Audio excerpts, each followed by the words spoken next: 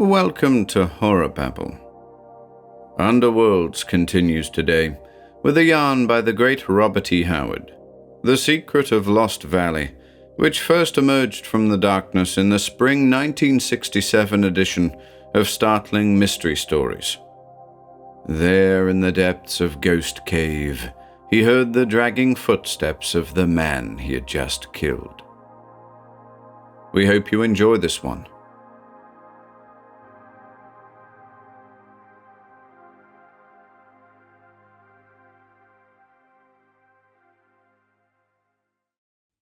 The Secret of Lost Valley by Robert E. Howard.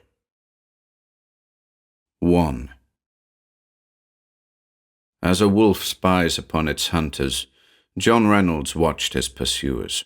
He lay close in a thicket on the slope, an inferno of hate seething in his heart.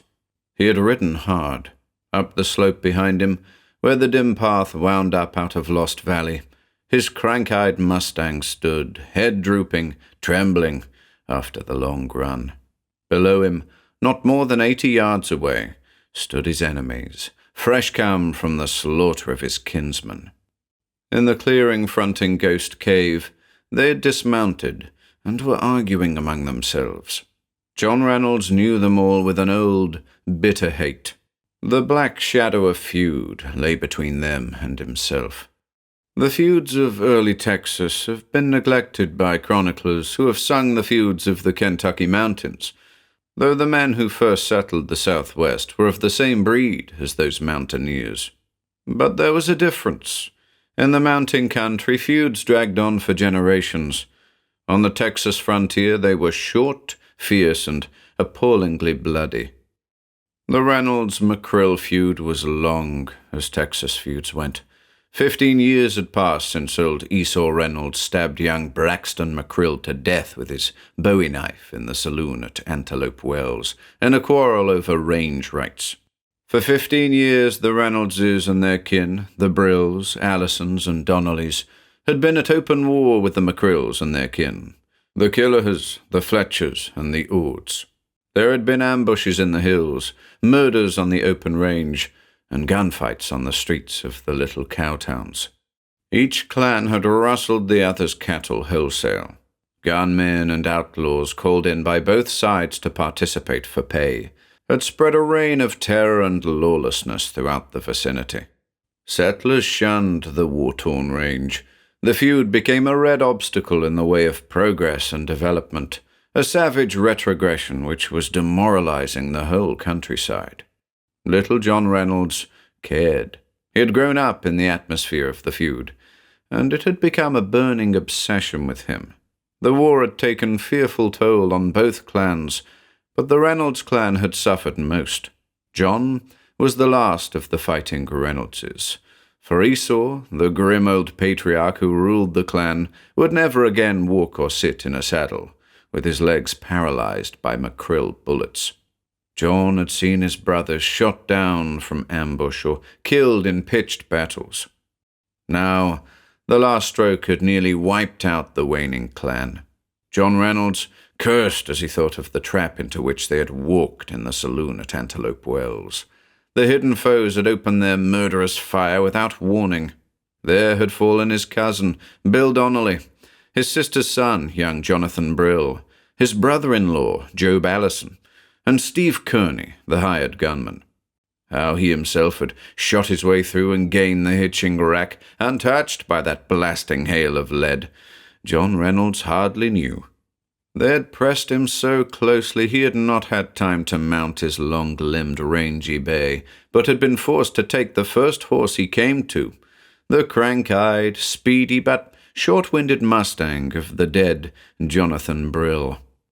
He had distanced his pursuers for a while, had gained the uninhabited hills, and swung back into mysterious Lost Valley, with its silent thickets and crumbling stone columns, where he intended to double back over the hills and gain the country of the Reynolds. But the Mustang had failed him. He had tied it up the slope, out of sight of the valley floor, and crept back to see his enemies ride into the valley.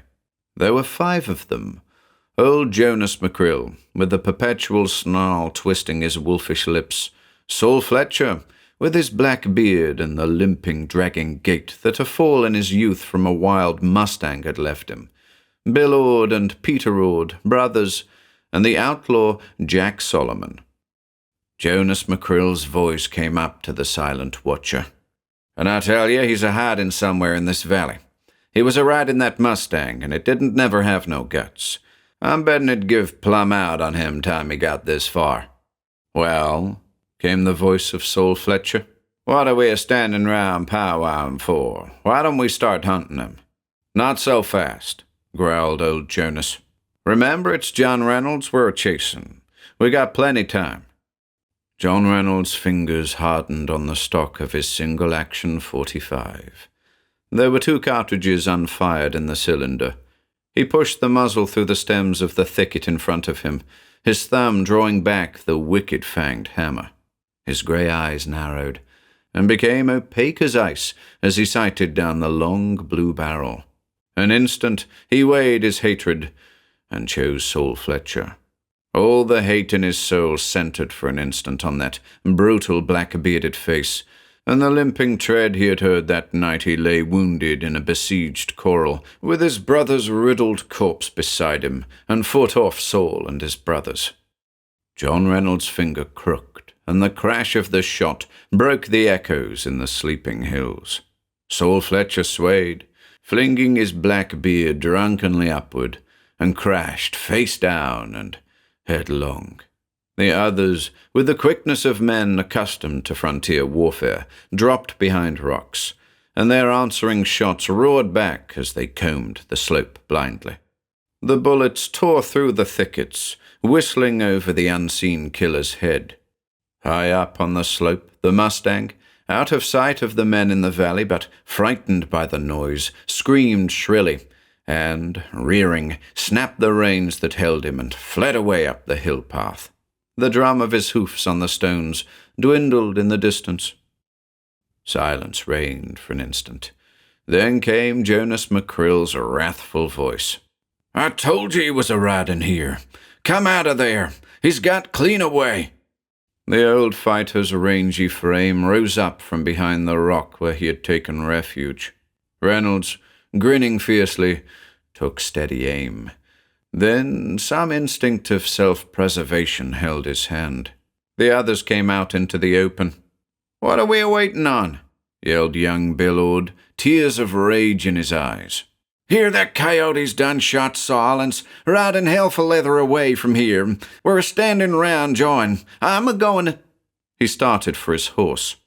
"You're a-going to listen to me," roared old Jonas. "I warned you all to go slow. But you would come lickety-split along like a bunch of blind buzzards, and now Saul's laying there dead. If we ain't careful, John Reynolds will kill all of us. Didn't I tell you all he was here? Likely stopped to rest his horse. He can't go far. This here's a long hunt, like I told you at first. Let him get a good start. Long as he's ahead of us, we gotta watch for ambushes. He'll try to get back onto the Reynolds range. Well, we're going after him slow and easy, and keep him hazed back all the time. We'll be riding the inside of a big half-circle, and he can't get by us. Not on that short-winded mustang. We'll just follow him and gather him in when his horse can't do no more. And I pretty well know where he'll come to bay at. Blind Horse Canyon." "We'll have to starve him out, then," growled Jack Solomon. "No, we won't," grinned old Jonas. "Bill, you hightail it back to Antelope and get 5 or 6 sticks of dynamite. Then you get a fresh horse and follow our trail. If we catch him before he gets to the canyon, all right. If he beats us there and holes up, we'll wait for you and then blast him out." "What about Saul?" growled Peter Ord. "He's dead," grunted Jonas. "Nothing we can do for him now. No time to take him back." He glanced up at the sky, where already black dots wheeled against the blue. His gaze drifted to the walled-up mouth of the cavern in the steep cliff which rose at right angles to the slope up which the path wandered. "We'll break open that cave and put him in it," he said. "We'll pile up the rocks again, and the wolves and buzzards can't get to him. Maybe several days before we get back." "That cave's haunted," muttered Bill Ord uneasily. "The Injuns always said if you put a dead man in there, he'd come walking out at midnight." "Shut up and help pick up poor Saul," snapped Jonas. "Here's your own kin a laying dead, and his murderer riding further away every second, and you talk about haunts." As they lifted the corpse, Jonas drew the long-barreled six-shooter from the holster and shoved the weapon into his own waistband. "Poor Saul," he grunted. "He's sure dead. Shot plumb through the heart. Dead before he hit the ground, I reckon. Well, we'll make that damned Reynolds pay for it." They carried the dead man to the cave, and, laying him down, attacked the rocks which blocked the entrance. These were soon torn aside, and Reynolds saw the men carry the body inside. They emerged almost immediately, minus their burden, and mounted their horses. Young Bill Ord swung away down the valley and vanished among the trees. The rest cantered along the winding trail that led up into the hills. They passed within 100 feet of his refuge, and John Reynolds hugged the earth, fearing discovery. But they did not glance in his direction. He heard the dwindling of their hoofs over the rocky path, then silence settled again over the ancient valley. John Reynolds rose cautiously, looked about him as a hunted wolf looks, then made his way quickly down the slope. He had a very definite purpose in mind. A single unfired cartridge was all his ammunition, but about the dead body of Saul Fletcher was a belt well fitted with .45 caliber cartridges. As he attacked the rocks heaped in the cave's mouth, there hovered in his mind the curious dim speculations which the cave and the valley itself always roused in him. Why had the Indians named it the Valley of the Lost, which white men shortened to Lost Valley? Why had the red men shunned it? Once, in the memory of white men, a band of Kiowas, fleeing the vengeance of Bigfoot Wallace and his rangers, had taken up their abode there, and had fallen on evil times. The survivors of the tribe had fled, telling wild tales in which murder, fratricide, insanity, vampirism, slaughter, and cannibalism had played grim parts. Then 6 white men, brothers, Stark by name, had settled in Lost Valley. They had reopened the cave which the Kiowas had blocked up. Horror had fallen on them, and in one night 5 died by one another's hands. The survivor had walled up the cave mouth again and departed, where none knew. Word had drifted through the settlements of a man named Stark, who had come among the remnants of those Kiowas who had once lived in Lost Valley, and, after a long talk with them, had cut his own throat with his bowie knife. What was the mystery of Lost Valley, if not a web of lies and legends? What the meaning of those crumbling stones which, scattered all over the valley, half hidden in the climbing growth, bore a curious symmetry, especially in the moonlight, so that some people believed, when the Indians swore they were the half-destroyed columns of a prehistoric city which once stood in Lost Valley. Before it crumbled into a heap of grey dust, Reynolds himself had seen a skull unearthed at the base of a cliff by a wandering prospector. It seemed neither Caucasian nor Indian, a curious, peaked skull, which but for the formation of the jawbones might have been that of some unknown antediluvian animal. Such thoughts flitted vaguely and momentarily through John Reynolds' mind, as he dislodged the boulders which the McCrills had put back loosely, just firmly enough to keep a wolf or buzzard from squeezing through. In the main, his thoughts were engrossed with the cartridges in dead Saul Fletcher's belt. A fighting chance, a lease on life. He would fight his way out of the hills yet, would bring in more gunmen and cutthroats for striking back. He would flood the whole range with blood, and bring the countryside to ruin, if by those means he might be avenged. For years he had been the moving factor in the feud. When even old Esau had weakened and wished for peace, John Reynolds had kept the flame of hate blazing. The feud had become his one driving motive, his one interest in life and reason for existence. The last boulders fell aside. John Reynolds stepped into the semi-gloom of the cavern. It was not large, but the shadows seemed to cluster there in almost tangible substance. Slowly, his eyes accustomed themselves, and an involuntary exclamation broke from his lips. The cave was empty. He swore in bewilderment. He had seen men carry Sol Fletcher's corpse into the cave and come out again, empty-handed. Yet no corpse lay on the dusty cavern floor. He went to the back of the cave, glanced at the straight, even wall, bent and examined the smooth rock floor. His keen eyes, straining in the gloom, made out a dull smear of blood on the stone. It ended abruptly at the back wall, and there was no stain on the wall. Reynolds leaned closer, supporting himself by a hand propped against the stone wall. And suddenly, shockingly, the sensation of solidity and stability vanished. The wall gave way beneath his propping hand. A section swung inward, precipitating him headlong through a black, gaping opening. His cat-like quickness could not save him. It was as if the yawning shadows reached tenuous and invisible hands to jerk him headlong into the darkness. He did not fall far. His outflung hand struck what seemed to be steps carved in the stone, and on them he scrambled and floundered for an instant. Then he righted himself, and turned back to the opening through which he had fallen. But the secret door had closed, and only a smooth stone wall met his groping fingers. He fought down a rising panic. How the Macrills had come to know of this secret chamber he could not say, but quite evidently they had placed Sol Fletcher's body in it. And there, trapped like a rat, they would find John Reynolds when they returned. Then a grim smile curled Reynolds' thin lips.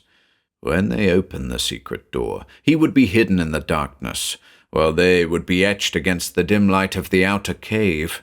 Where could he find a more perfect ambush? But first he must find the body and secure the cartridges. He turned to grope his way down the steps, and his first stride brought him to a level floor.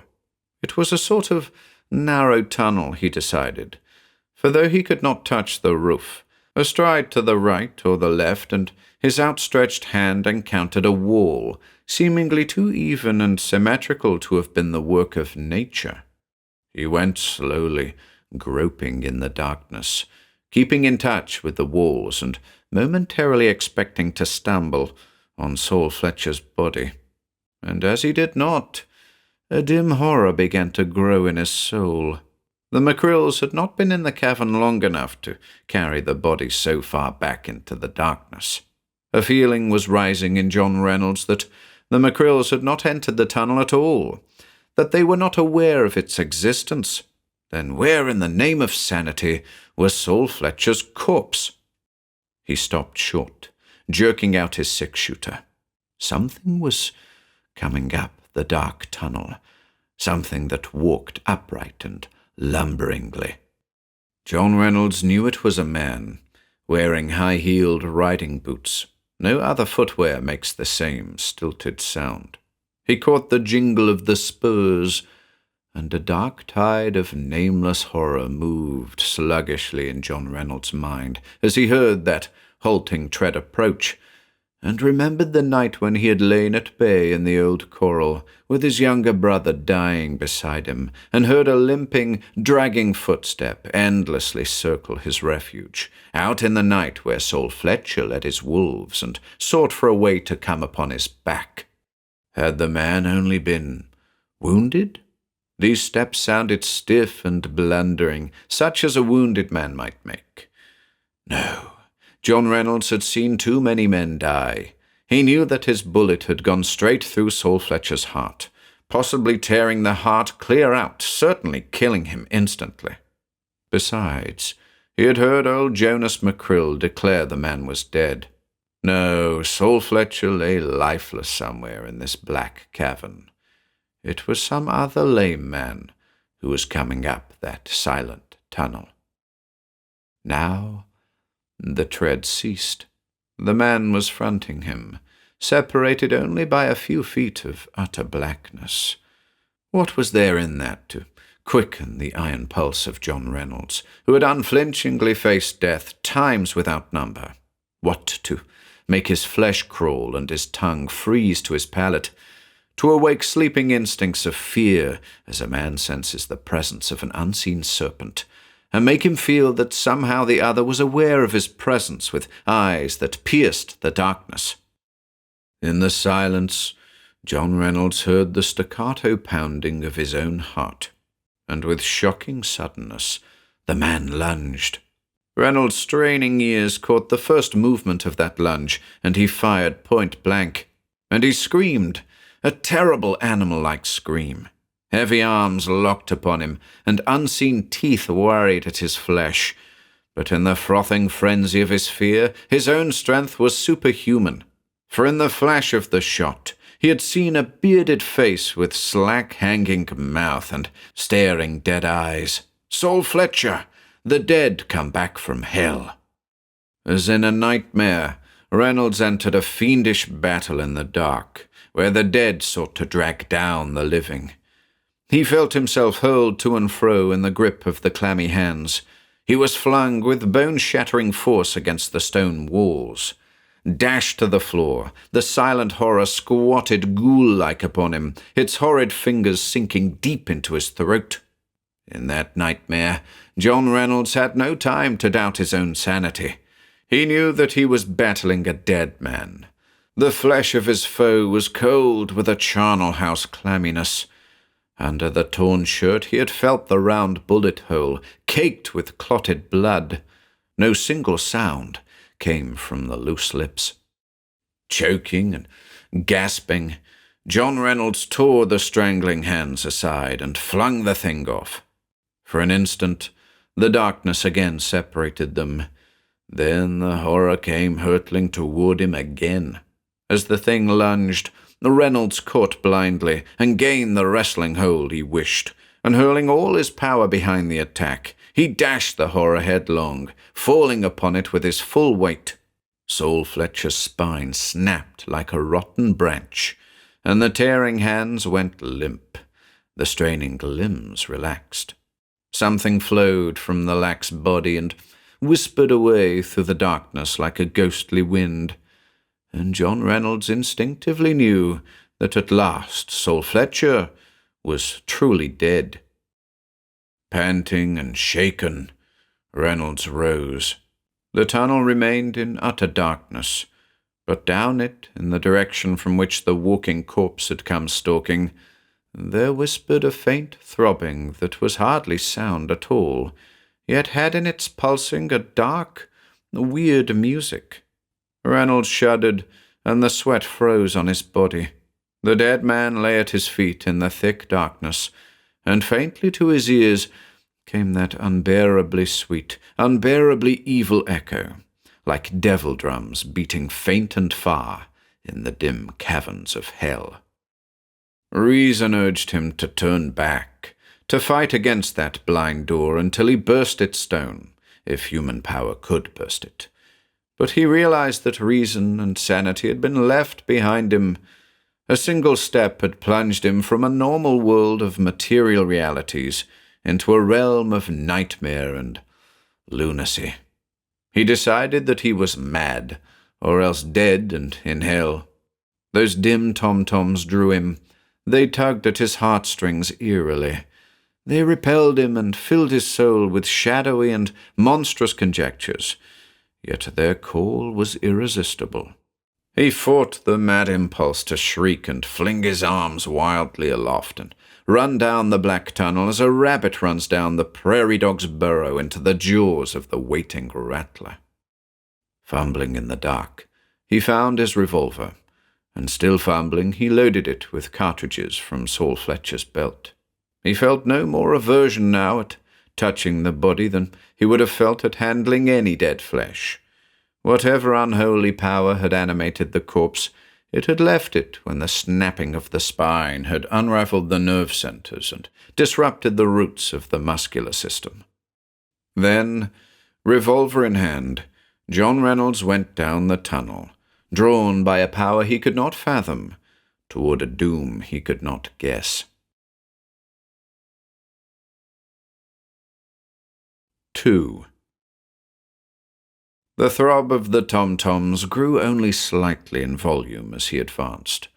How far below the hills he was, he could not know, but the tunnel slanted downward, and he had gone a long way.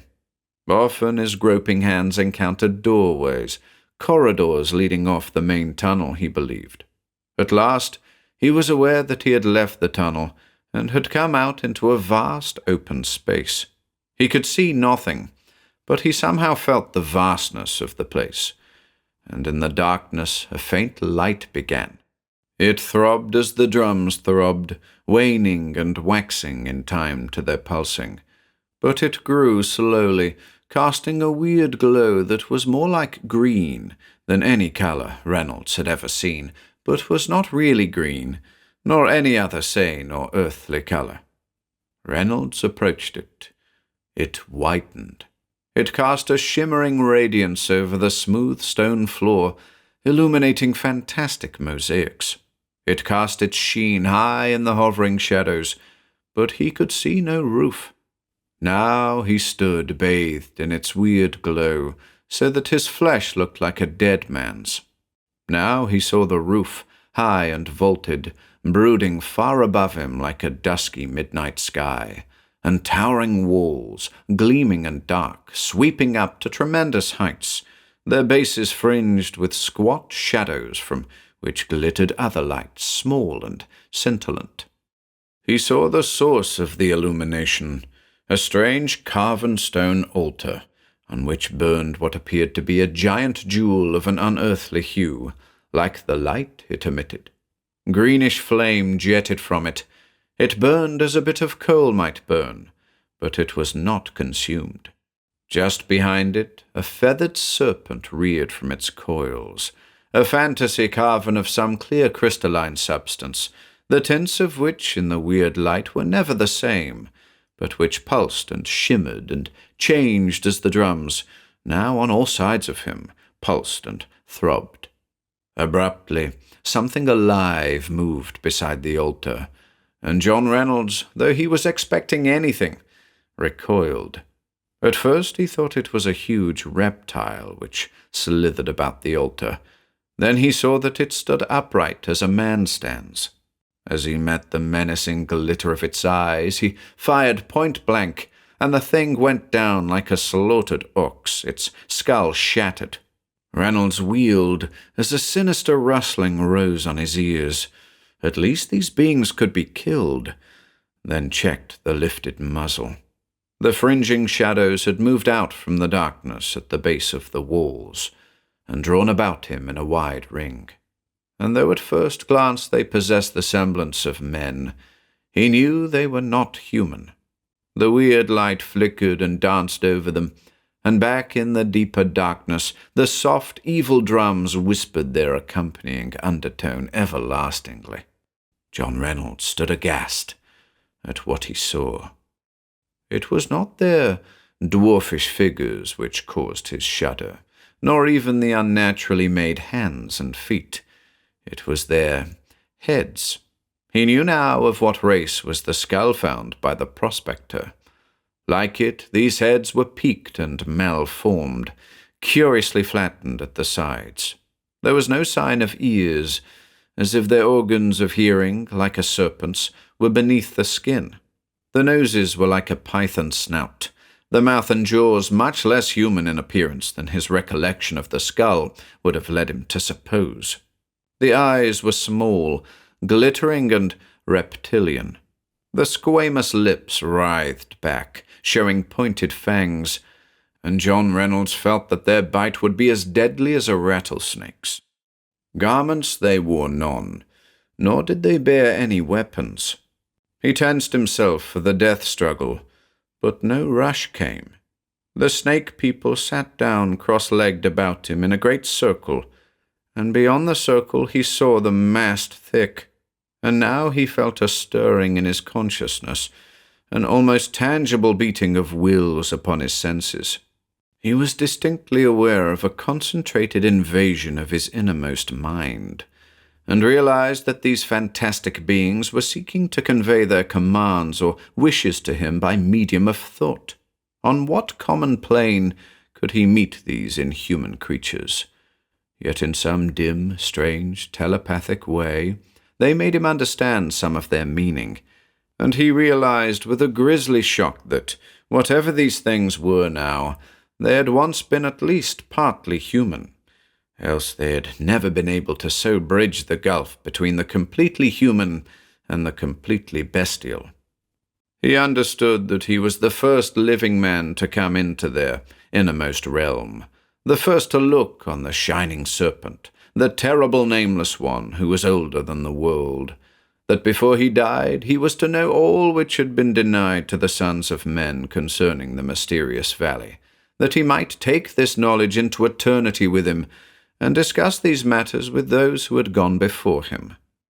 The drums rustled, the strange light leaped and shimmered, and before the altar came one who seemed in authority, an ancient monstrosity whose skin was like the whitish hide of an old serpent, and who wore on his peaked skull a golden circlet set with weird gems. He bent and made suppliance to the feathered snake. Then, with a sharp implement of some sort which left a phosphorescent mark, he drew a cryptic triangular figure on the floor before the altar, and in the figure he strewed some sort of glimmering dust. From it reared up a thin spiral which grew to a gigantic shadowy serpent, feathered and horrific, and then changed and faded and became a cloud of greenish smoke. This smoke billowed out before John Reynolds' eyes, and hid the serpentine ring, and the altar, and the cavern itself.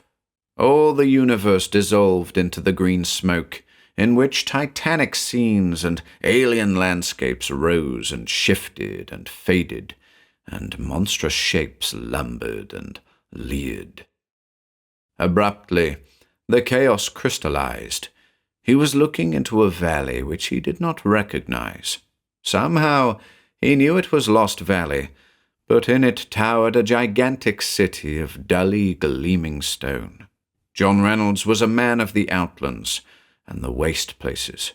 He had never seen the great cities of the world, but he knew that nowhere in the world today such a city reared up to the sky. Its towers and battlements were those of an alien age. Its outline baffled his gaze with its unnatural aspects. It was a city of lunacy to the normal human eye, with its hints of alien dimensions and abnormal principles of architecture. Through it moved strange figures, human, yet of a humanity definitely different from his own. They were clad in robes, their hands and feet were less abnormal, their ears and mouths more like those of normal humans, yet there was an undoubted kinship between them and the monsters of the cavern. It showed in the curious peaked skull, though this was less pronounced and bestial in the people of the city. He saw them in the twisting streets and in their colossal buildings, and he shuddered at the inhumanness of their lives. Much they did was beyond his ken. He could understand their actions and motives no more than a Zulu savage might understand the events of modern London. But he did understand these people were very ancient and very evil. He saw them enact rituals that froze his blood with horror, obscenities and blasphemies beyond his understanding. He grew sick with a sensation of contamination. Somehow he knew that this city was the remnant of an outworn age, that this people represented the survival of an epoch lost and forgotten. Then a new people came upon the scene. Over the hills came wild men clad in hides and feathers, armed with bows and flint-tipped weapons. They were, Reynolds knew, Indians, and yet not Indians as he knew them. They were slant-eyed, and their skins were yellowish rather than copper-colored. Somehow, he knew that these were the nomadic ancestors of the Toltecs, wandering and conquering on their long trek before they settled in upland valleys far to the south and evolved their own special type and civilization. These were still close to the primal Mongolian rootstock, and he gasped at the gigantic vistas of time this realization evoked. Reynolds saw the warriors move like a giant wave on the towering walls. He saw the defenders man the towers and deal death in strange and grisly forms to them. He saw the invaders reel back again and again, then come on once more with the blind ferocity of the primitive. This strange evil city, filled with mysterious people of a different order, was in their path, and they could not pass until they had stamped it out. Reynolds marveled at the fury of the invaders, who wasted their lives like water, matching the cruel and terrible science of an unknown civilization with sheer courage and the might of manpower. Their bodies littered the plateau, but not all the forces of hell could keep them back. They rolled like a wave to the foot of the towers. They scaled the walls in the teeth of sword and arrow and death in ghastly forms. They gained the parapets. They met their enemies hand to hand. Bludgeons and axes beat down the lunging spears, the thrusting swords. The tall figures of the barbarians towered over the smaller forms of the defenders. Red hell raged in the city. The siege became a street battle, the battle a rout, the rout a slaughter. Smoke rose and hung in clouds over the doomed city. The scene changed. Reynolds looked on charred and ruined walls from which smoke still rose. The conquerors had passed on. The survivors gathered in the red-stained temple before their curious god, a crystalline serpent on a fantastic stone altar. Their age had ended. Their world crumbled suddenly. They were the remnants of an otherwise extinct race. They could not rebuild their marvelous city, and they feared to remain within its broken walls, a prey to every passing tribe. Reynolds saw them take up their altar and its god, and follow an ancient man clad in a mantle of feathers and wearing on his head a gem-set circlet of gold. He led them across the valley to a hidden cave.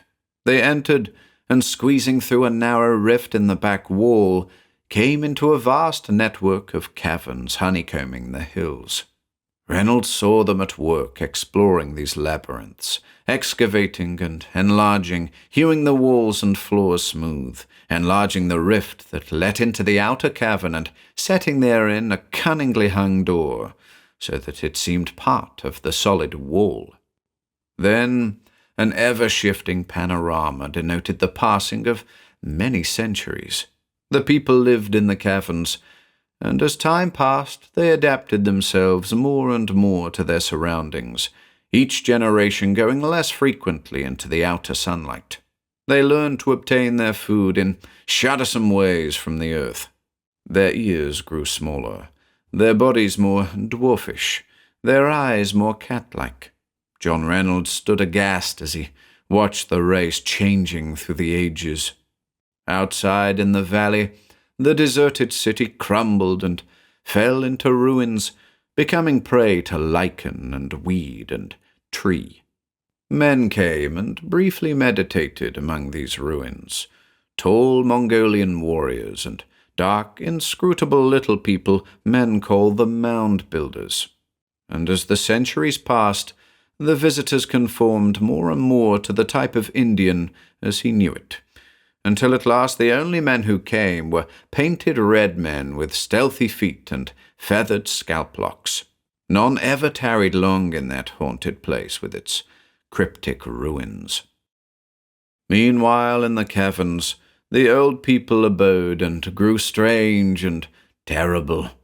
They fell lower and lower in the scale of humanity, forgetting first their written language and gradually their human speech. But in other ways they extended the boundaries of life. In their nighted kingdom they discovered other, older caverns, which led them into the very bowels of the earth. They learned lost secrets, long forgotten or never known by men, sleeping in the blackness far below the hills. Darkness is conducive to silence, so they gradually lost the power of speech, a sort of telepathy taking its place. And with each grisly gain they lost more of their human attributes. Their ears vanished, their noses grew snout-like, their eyes became unable to bear the light of the sun, and even of the stars. They had long abandoned the use of fire, and the only light they used was the weird gleams evoked from their gigantic jewel on the altar, and even this they did not need. They changed in other ways. John Reynolds, watching, felt the cold sweat bead his body, for the slow transmutation of the old people was horrible to behold, and many and hideous were the shapes which moved among them before their ultimate mould and nature were evolved. Yet they remembered the sorcery of their ancestors, and added to this their own black wizardry developed far below the hills, and at last they attained the peak of that necromancy. John Reynolds had had horrific inklings of it in fragmentary glimpses of the olden times, when the wizards of the old people had sent forth their spirits from their sleeping bodies to whisper evil things in the ears of their enemies. A tribe of tall painted warriors came into the valley, bearing the body of a great chief slain in tribal warfare. Long eons had passed. Of the ancient city only scattered columns stood among the trees. A landslide had laid bare the entrance of the outer cavern. This the Indians found, and therein they placed the body of their chief with his weapons broken beside him. Then they blocked up the cave mouth with stones and took up their journey, but night caught them in the valley. Through all the ages, the old people had found no other entrance or exit to or from the pits, save the small outer cave. It was the one doorway between their grim realm and the world they had so long abandoned. Now they came through the secret door into the outer cavern, whose dim light they could endure, and John Reynolds' hair stood up at what he saw. For they took the corpse and laid it before the altar of the feathered serpent, and an ancient wizard lay upon it, his mouth against the mouth of the dead. Above them tom-toms pulsed and strange fires flickered, and the voiceless votaries with soundless chants invoked gods forgotten before the birth of Egypt, until unhuman voices bellowed in the outer darkness, and the sweep of monstrous wings filled the shadows. And slowly life ebbed from the sorcerer, and stirred the limbs of the dead chief. The body of the wizard rolled limply aside, and the corpse of the chief stood up stiffly, and with puppet-like steps and glassy, staring eyes it went up the dark tunnel and through the secret door into the outer cave. Its dead hands tore aside the stones, and into the starlight stalked the horror. Reynolds saw it walk stiffly under the shuddering trees, while the night things fled gibbering. He saw it come into the camp of the warriors. The rest was horror and madness, as the dead thing pursued its former companions and tore them limb from limb. The valley became a shambles before one of the braves, conquering his terror, turned on his pursuer and hewed through its spine with a stone axe. And even as the twice-slain corpse crumbled, Reynolds saw, on the floor of the cavern before the carven serpent, the form of the wizard quicken and live as his spirit returned to him from the corpse he had caused it to animate. The soundless glee of incarnate demons shook the crawling blackness of the pits, and Reynolds shrank before the verminous fiends gloating over their newfound power to deal horror and death to the sons of men, their ancient enemies. But the word spread from clan to clan, and men came not to the Valley of the Lost. For many a century it lay dreaming and deserted beneath the sky. Then came mounted braves with trailing war bonnets, painted with the colors of the Kiowas, warriors of the north, who knew nothing of the mysterious valley. They pitched their camps in the very shadows of those sinister monoliths, which were now no more than shapeless stones. They placed their dead in the cavern, And Reynolds saw the horrors that took place when the dead came ravening by night among the living to slay and devour, and to drag screaming victims into the nighted caverns and the demoniac doom that awaited them. The legions of hell were loosed in the Valley of the Lost, where chaos reigned and nightmare and madness stalked. Those who were left alive and sane walled up the cavern and rode out of the hills like men riding from hell. Once more Lost Valley lay gaunt and naked to the stars. Then again the coming of men broke the primal solitude, and smoke rose among the trees, and John Reynolds caught his breath with a start of horror as he saw these were white men, clad in the buckskins of an earlier day, 6 of them so much alike that he knew they were brothers. He saw them fell trees and build a cabin in the clearing. He saw them hunt game in the mountains and begin clearing a field for corn. And all the time he saw the vermin of the hills waiting with ghoulish lust in the darkness. They could not look from their caverns with their nighted eyes, but by their godless sorcery they were aware of all that took place in the valley. They could not come forth in their own bodies in the light, but they waited with the patience of night and the still places. Reynolds saw one of the brothers find the cavern and open it. He entered, and the secret door hung open. The man went into the tunnel. He could not see in the darkness the shapes of horror that stole slavering about him, but in sudden panic he lifted his muzzle-loading rifle and fired blindly, screaming as the flash showed him the hellish forms that ringed him in. In the utter blackness following the vain shot they rushed, overthrowing him by the power of their numbers, sinking their snaky fangs into his flesh.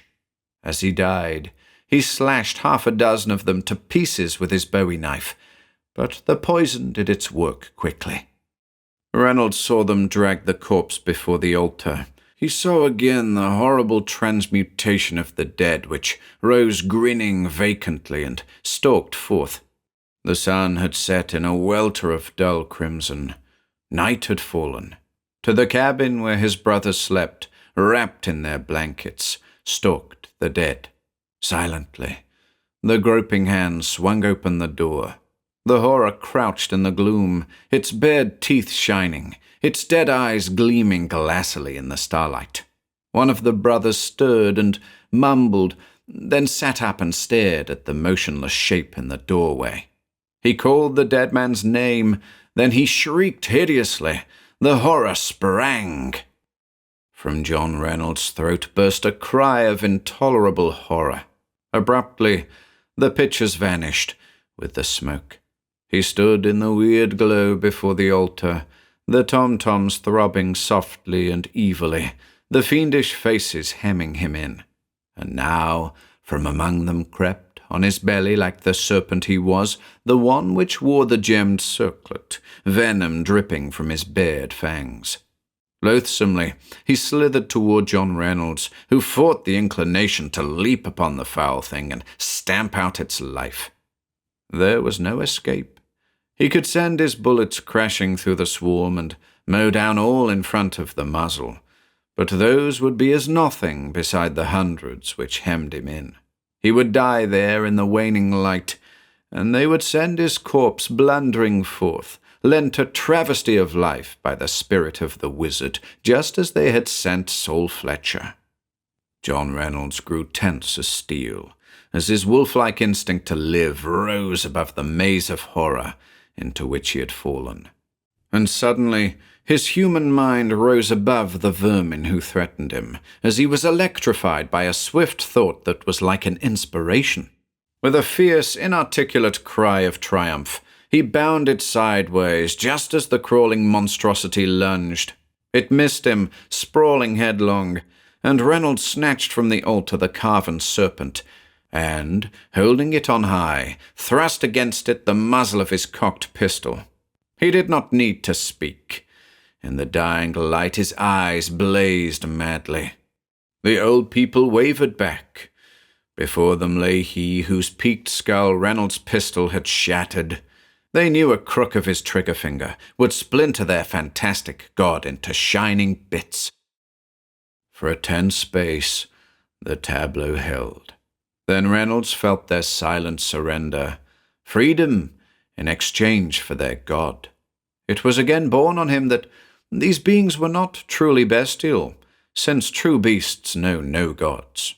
And this knowledge was the more terrible, for it meant that these creatures had evolved into a type neither bestial nor human, a type outside of nature and sanity.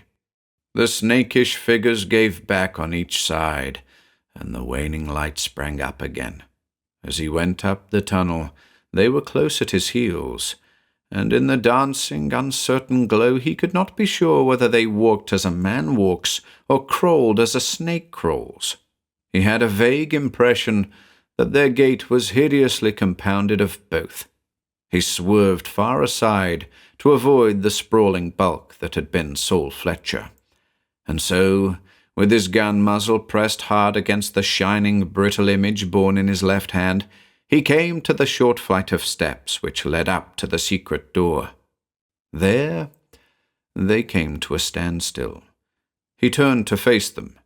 They ringed him in a close half-circle, and he understood that they feared to open the secret door, lest he dash with their image through the cavern into the sunlight, where they could not follow. Nor would he set down the god until the door was opened. At last they withdrew several yards, and he cautiously set the image on the floor at his feet, where he could snatch it up in an instant. How they opened the door he never knew, but it swung wide, and he backed slowly up the steps, his gun trained on the glittering god. He had almost reached the door, one back-thrown hand gripped the edge, when the light went out suddenly, and the rush came. A volcanic burst of effort shot him backward through the door, which was already rushing shut. As he leaped, he emptied his gun full into the fiendish faces that suddenly filled the dark opening. They dissolved in red ruin, and as he raced madly from the outer cavern, he heard the soft closing of the secret door, shutting that realm of horror from the human world. 3. In the glow of the westering sun, John Reynolds staggered drunkenly, clutching at stones and trees as a madman clutches at realities. The keen tenseness that had held him when he fought for his life fell from him and left him a quivering shell of disrupted nerves. An insane titter broke through his lips, and he rocked to and fro in ghastly laughter he could not check. Then the clink of hoofs on stone sent him leaping behind a cluster of boulders. It was some hidden instinct which led him to take refuge. His conscious mind was too dazed and chaotic for thought or action. Into the clearing rode Jonas McCrill and his followers, and a sob tore through Reynolds' throat. At first he did not recognize them, did not realize that he had ever seen them before. The feud with all other sane and normal things lay lost and forgotten far back in dim vistas beyond the black tunnels of madness. Two figures rode from the other side of the clearing, Bill Ord and one of the outlaw followers of the McCrills.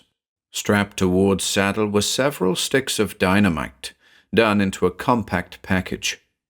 "Well, gee whiz," hailed young Ord. "I sure didn't expect to meet y'all here. Did you get him?"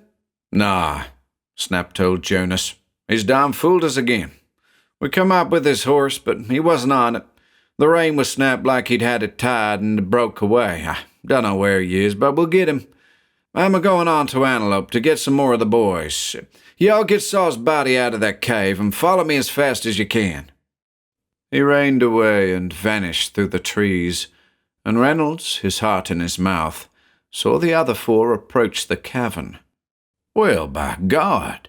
exclaimed Jack Solomon fiercely. "Somebody's done been here. Look, them rocks are torn down." John Reynolds watched as one paralyzed.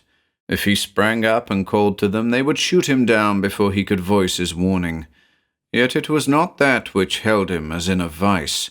It was sheer horror which robbed him of thought and action, and froze his tongue to the roof of his mouth. His lips parted, but no sound came forth. As in a nightmare, he saw his enemies disappear into the cavern. Their voices, muffled, came back to him. "By golly, Saul's gone. Look here, boys. Here's a door in the back wall. By thunder, it's open. Let's take a look." Suddenly, from within the bowels of the hills, crashed a fusillade of shots, a burst of hideous screams. Then silence closed like a clammy fog over the Valley of the Lost. John Reynolds, finding voice at last, cried out as a wounded beast cries, and beat his temples with his clenched fists. He brandished them to the heavens, shrieking wordless blasphemies. Then he ran staggeringly to Billord's horse, which grazed tranquilly with the others beneath the trees. With clammy hands he tore away the package of dynamite, and without separating the sticks he punched a hole in the end of the middle stick with a twig.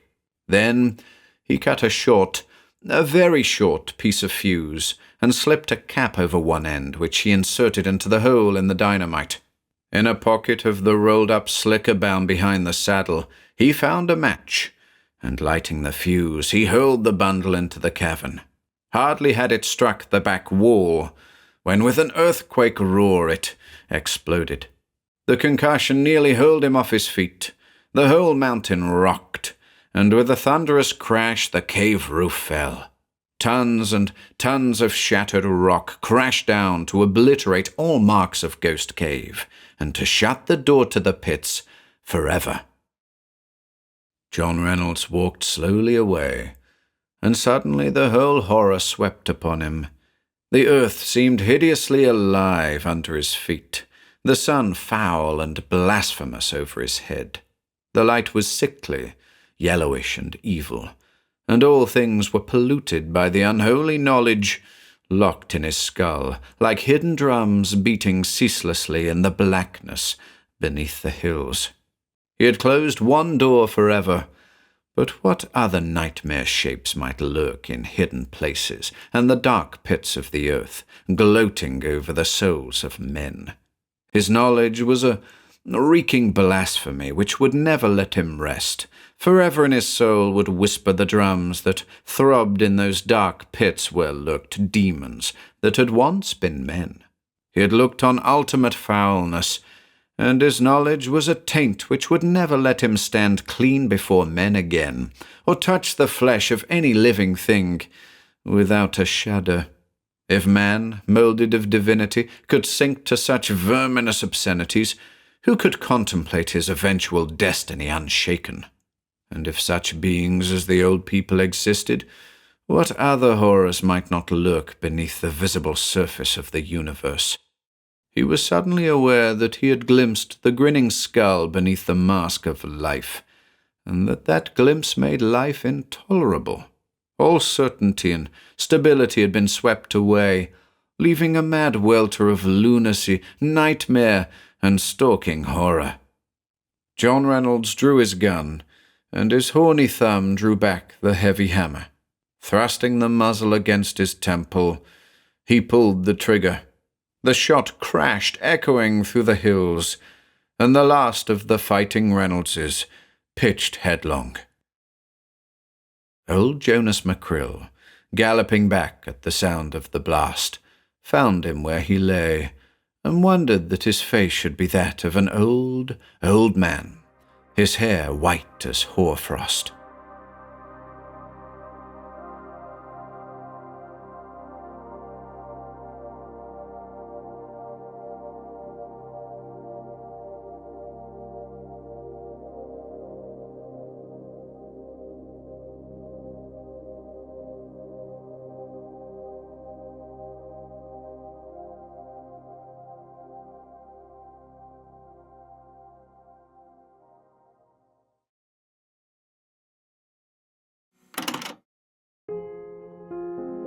If you enjoyed listening today, be sure to subscribe to the channel by hitting the red subscribe button below.